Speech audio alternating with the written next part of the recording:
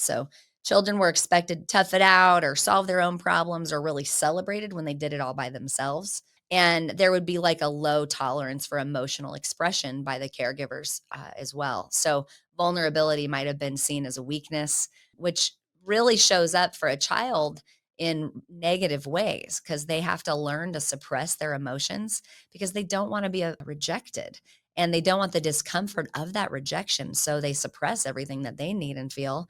And they're taught to believe that those needs and feelings don't matter because they don't want to be in disconnection with their caregiver and be rejected for it.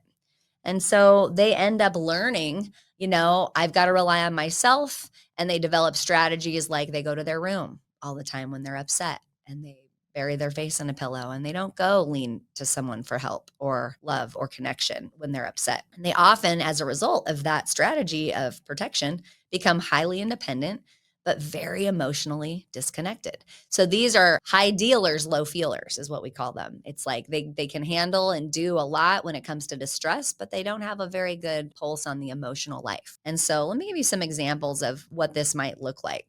Let's say a child had a really hard day at school or was, bullied or something happened and comes home to cry about whatever they went through.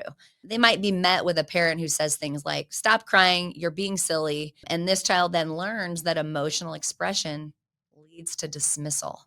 And so then what are we doing? We're waiting for that to happen again in our adult relationships because over time we stop sharing our feelings and we build walls to protect ourselves. And that strategy done over and over and over again creates this avoidant attachment where my needs, my feelings don't matter. So really don't have them.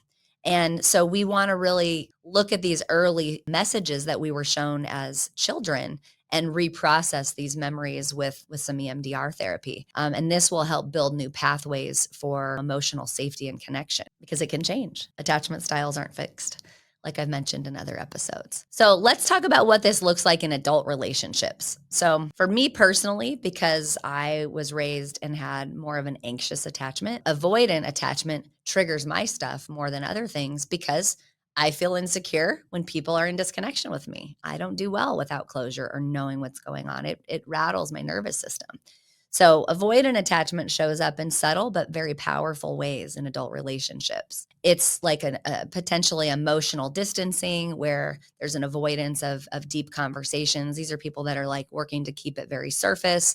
They don't want to go more deeply about their emotional experience. Maybe they change the subject quickly when emotion comes up in them or when others start showing emotion, they'll kind of switch the topic. They'll have a lot of self-reliance, even to a fault, kind of refusing help or support. These are the people like, I got it, I'm good. And really, they could use a lot of support. They have a deep fear of depending on others.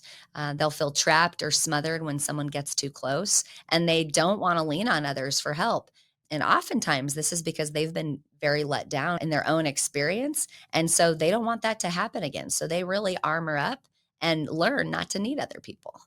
And then they'll show like a very low emotional self expression. So maybe they struggle to say, I love you, or express vulnerability.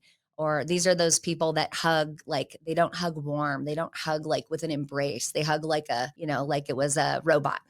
And so this is a more avoidant attachment strategy. They oftentimes have pretty severe conflict avoidance and they'll shut down or walk away during a disagreement